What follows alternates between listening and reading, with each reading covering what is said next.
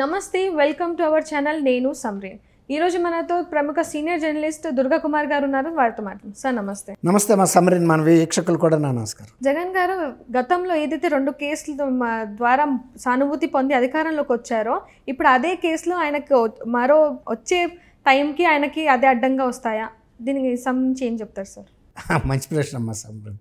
ఇప్పుడు ఒక్కోసారి మనకి ఏదైతే ఉపయోగం అనుకుంటామో ఒక్కోసారి మళ్ళీ అవే మనకి ఇబ్బంది అవుతుంది. సపోజ్ మనకి ఇల్లు లేని రోజుల్లో ఇల్లు కనుక మనకు ఉంటే ఎంతో మనకు పెద్ద ఎసెట్ అనుకుంటాం. పెద్ద వయసు వచ్చేసి పిల్లలు ఎక్కడో సెటిల్ అయిపోయి ఇక వాళ్ళ దగ్గరికి మనం వచ్చిన పరిస్థితి వచ్చిస్తే ఈ ఇల్లు ఎవరు కాపాడతారు, ఈ మొక్కలు ఎవరు కాపాడతారు అనే ఒక లైబిలిటీ అవుతుంది. ఏదైతే మనకు ఒకప్పుడు ఒక ఉపయోగపడిందో, ఒక వస్తు అనుకున్నామో, ఒక ధైర్యం అనుకున్నామో, ఆ ఇల్లే మనకు ఒక నాటికి భారం అవుతుంది.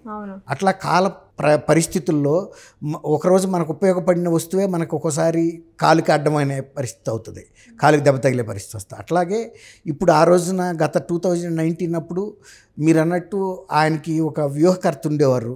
ఆ వ్యూహకర్త ఏం చెప్పాడంటే, మీరు కొంత సానుభూతి సంపాదించుకోవాలి ప్రజల్లోనూ, సానుభూతి సంపాదించుకోవాలంటే మీ మీద ఒక హత్యా ప్రయత్నం జరిగినట్టుగా ఒక సీన్ క్రియేట్ చేసుకోండి అని చెప్పాడు.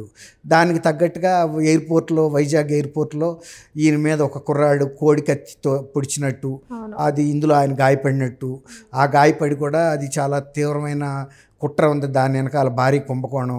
అక్కడ పోలీసులు కూడా అప్పుడు ఆయన అధికారంలో లేడు, చంద్రబాబు నాయుడు గారు ఉన్నారు. కాబట్టి ఆంధ్రప్రదేశ్లో పోలీస్ వ్యవస్థ సరైన వ్యవస్థ కాదు, అవినీతి వ్యవస్థ ఇది, వీళ్ళు న్యాయం చేయరు. అందువల్ల ఈ కేసుకు సంబంధించి నేను రిపోర్ట్, ఆయన ప్రతిపక్ష నాయకుడు, ఆనాటికి ప్రతిపక్ష నాయకుడికి ఏదన్నా ఒక హత్యా ప్రయత్నం జరిగింది అంటే అక్కడ పోలీసులకి చెప్పటం అనేది చాలా ప్రాముఖ్యమైన అంశం, చెప్పాలి కూడా. ఎందుకంటే అది ఏ స్థాయిలో జరిగింది అనేది కూడా తెలియాలి కదా. ఒక్కోసారి అది ఆయన ప్రాణానికే ప్రమాదం అయ్యే పరిస్థితి అవ్వచ్చు. లక్కీగా అది ఏర్పాటు చేసింది సెల్ఫ్గా కాబట్టి ఆయనకి తెలుసు, కాబట్టి ఆయన అక్కడ పోలీసుల మీద వేసి ఆయన ఫ్లైట్ ఎక్కేసి హైదరాబాద్ వచ్చి ఒక కార్పొరేట్ ప్రైవేట్ హాస్పిటల్లో చేరితే అది దానికి ఒక పెద్ద ఇంజరీ అయినట్టు, దానికి ఏదో కుట్లు వేసినట్టు ఒక ఇది చేశారు. ఒక సానుభూతి అయితే వచ్చింది. అమ్మో, జగన్మోహన్ రెడ్డి గారు అప్పటికే ఆయన చాలా విపరీతమైన హామీలు ఇస్తున్నాడు. అధికారంలో ఆయన అప్పుడు దాకా లేడు కాబట్టి ఏ హామీ అయినా ఇచ్చే ఆస్కారం ఉంది ప్రతిపక్ష నాయకుడికి. ఎందుకంటే గవర్నమెంట్లో లేడు కాబట్టి పోయేదే ఉంది. ఇప్పుడు ఒక సామెత ఉంది కదమ్మా, పోరాడితే పోయేదేమీ లేదు, బానిస సంఖ్యలు తప్ప అని. అట్లా ఆయన కూడా ఎన్ని హామీలు ఇస్తే పోయేదేముంది అన్నట్టుగా ఇస్తా వచ్చాడు. ప్రజలకు కూడా ఒక సానుభూతి వచ్చింది. అమ్మో, జగన్మోహన్ రెడ్డి గారు ప్రాణం తీయటానికి ఎవరో ప్రయత్నం చేశారు అనుకుంటారు. అందులో ఎవరైనా వ్యతిరేక పార్టీ తెలుగుదేశమే కాబట్టి తెలుగుదేశం మీద అనుమానిస్తారు, చంద్రబాబు నాయుడు గారిని కూడా అనుమానిస్తారు, వీళ్ళేదో కుట్ర చేశారు, ఆయన లక్కీగా తప్పించుకున్నాడు అని. సరే, అది అయిపోయింది. ఆ తర్వాత వాళ్ళ బాబాయ్ మర్డర్ అయింది. బాబాయ్ మర్డర్ అయితే ఆయన అక్కడికి ఆ రోజు సాయంత్రం వెళ్ళి, ఆ రోజు ఎర్లీ మార్నింగ్ 4-5 కల్లా ఆయనకే తెలుసు, ఫస్ట్ వాళ్ళ ఇంటికి ఫోన్ వచ్చింది అక్కడి నుంచి. అవన్నీ కూడా సిబిఐ ఇన్వెస్టిగేషన్లో ఐఏఎస్ ఆఫీసర్లు ఎప్పుడైతే ఆ మీటింగ్లో ఉన్నారో వాళ్ళు కూడా చెప్పారు. ఆయన మాకు వచ్చి చెప్పాడు, బాబాయ్ ఈజ్ నో మోర్ అని, వివేకా బాబాయ్ ఈజ్ నో మోర్ అని. అంటే ఆయనకి ఇన్ఫర్మేషన్ వచ్చినట్టే కదా, నో మోర్ అంటే చనిపోయినట్టే కదా. కాబట్టి ఆయన మళ్ళీ ఆ సాయంత్రానికి వెళ్ళాడు కావాలని, అప్పటికి అవన్నీ సర్దుబాటు అయిపోద్దని. అప్పుడు చంద్రబాబు నాయుడు గారి మీద, లోకేష్ మీద, ఆయన ఆదినారాయణ రెడ్డి గారిని, ఈయన ప్రత్యర్థి మీద, ఇంకో బీటెక్ రవి అనే ఒక టీడీపీ లీడర్ మీద చెప్పాడు. ఎలా చంపారో కూడా వర్ణించి చెప్పాడు.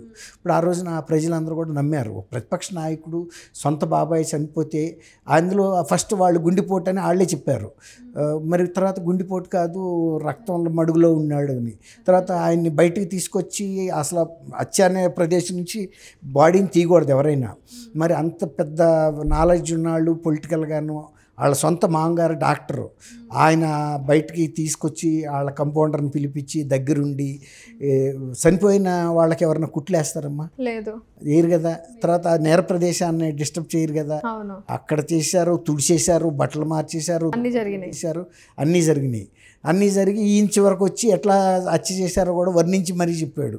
చెప్పినప్పుడు ప్రజలు నమ్మారు. ఇప్పుడు హత్య అంతకుల్ని ఎవరు అధికారం ఇవ్వరు కదా. దాంతో టీడీపీ మీద ఒక కోపం వచ్చి జనం వీళ్ళు హత్యలు కూడా చేస్తున్నారు, రాజకీయ హత్యలని ఈయన సానుభూతితో అయ్యాడు. అయినప్పుడు ఫస్ట్ చేయాల్సిన పని ఏంటి, ఆయన అధికారంలో ముఖ్యమంత్రి అవ్వగానే అంతకుముందు అంటే పోలీసులు అవినీతి పరులు లేకపోతే పక్షపాత ధోరణి ఉంది. ఇప్పుడు ఈయన వచ్చాడు కదా, నేను చూశానురా బాబు, మా బాబాయిని చంపింది పలానా వాళ్ళు, వాళ్ళ మీద కేసు బుక్ చేయమని చేయించాలి కదా, చేయించలా. ఇప్పుడు వరకు కూడా కేసు చేయించలేదు. ఇప్పుడు 5 ఏళ్ళు కూడా దగ్గరికి వచ్చిన తర్వాత మరి ఎన్నికలకు వెళ్ళబోతున్నాడు. ఆ రోజున వాళ్ళ చెల్లెలు తల్లి కూడా ఆయన్ని ముఖ్యమంత్రి చేయండి, ఈ రాష్ట్రాన్ని బాగు చేస్తాడు, నా బిడ్డ కాదు మీ బిడ్డ. తర్వాత రాజన్న బాగా అంటే రాజశేఖర రెడ్డి గారు అప్పుడు మీరు చిన్నాళ్ళు అయ్యి ఉండొచ్చు, మంచి ప్రభుత్వం పరిపాలించాడమ్మా, అందరినీ సమానంగా చూశాడు, ఎవరి పట్ల ఆయనకి రాగద్వేషాలు లేవు, ప్రజల క్షేమమే ముఖ్యం, అందరూ ఎవరు చిన్నాళ్ళు వచ్చినా పెద్దవాళ్ళు వచ్చినా ఆయన అందరినీ కలుపుకొని వెళ్ళిపోతాడు. డబ్బులుంటే ఒకటి, డబ్బులు లేకపోతే ఒకటి కాదు. తర్వాత ఏమైనా నిర్ణయాలు తీసుకునేటప్పుడు కూడా ఇందులో నాకెంత లాభం వస్తుందనే స్వార్థ దృష్టి ఆయనకి లేదు. ఇప్పుడు ప్రభుత్వాలు ఎట్లా ఉన్నాయంటే ఏది చేసినా ఇందులో నాకెంత వస్తుందనేది చూస్తుంది. ప్రజలు ఎంత కష్టపడ్డా కూడా, ఇప్పుడు గతంలో ఇసుక ఫ్రీగా ఇచ్చారని చంద్రబాబు నాయుడు గారి మీద కేసు పెట్టారు.